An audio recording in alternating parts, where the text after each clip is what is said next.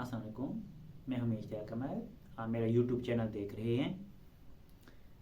آج ہم بات کریں گے کہ امتحان لینے والی اپروچ کون کون سی ہیں۔ ہم اس کو ڈسکشن کریں گے اور آپ کو موٹیویٹ کریں گے کہ آپ کیسے بہتر کر سکتے ہیں۔ آپ روز تیرنا سیکھتے ہیں، جب سال کے آخر میں امتحان لینے والا آپ کو کہتا ہے کہ دوڑ کر دکھائے، آپ کا جواب کہ مجھے تو تیرنا نہیں آتا، میں نے تو سارا سال تیراکی سیکھی ہے۔ اس طرح بہت سارے بچے جیسی تیاری کر رہے ہوتے ہیں، ان کی چیزیں چیک ہی نہیں ہوتی جن پر ان کا کامیابی کا دار و مدار ہوتا ہے۔ سب سے پہلا ایک سوال تیار ہوتا ہے، اس کی جوابی کاپی بھی تیار ہو جاتی ہے، بورڈ میں دے دی جاتی ہے۔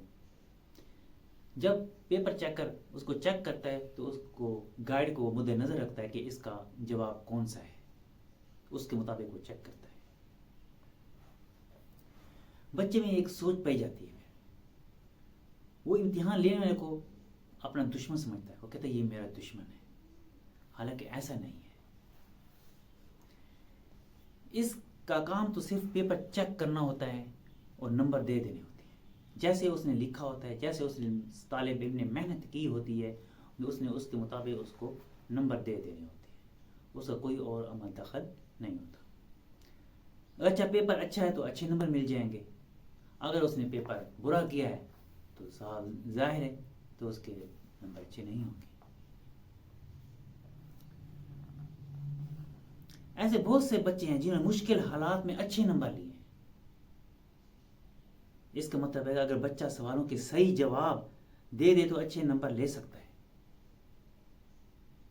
کیونکہ وہی اسی قسم کا پیپر ایسے بچوں نے بھی دیا ہوتا ہے جن کے حالات بڑے مشکل ہوتے ہیں، بڑی مشکل سے وہ پڑھ پاتے ہیں، ٹائم دے پاتے ہیں اسٹڈی کو، وہ نمبر لے سکتے ہیں، تو عام اسٹوڈنٹ کیوں نہیں لے سکتا؟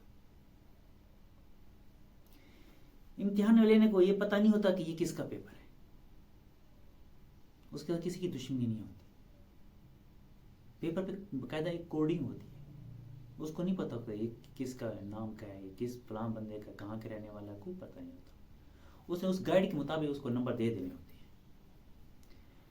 اس بات پتہ چلے کہ کسی طالب علم کا پیپر ہے یا طالب علم کا تعلق کس سے ہے، کس جگہ سے ہے۔ یہ ایسے ہے کہ جیسے خون ٹیسٹ دیں تو ساتھ تصویر نہیں ہوتی، میں آپ کوئی خون ٹیسٹ کرنے جاتے ہیں تو اس کے ساتھ کوئی تصویر نہیں لگی ہوتی، ٹیسٹ کر کے دے جاتا ہے اس کا یہ رزلٹ ہے، جو بھی رپورٹ ہوتی ہے اس کی،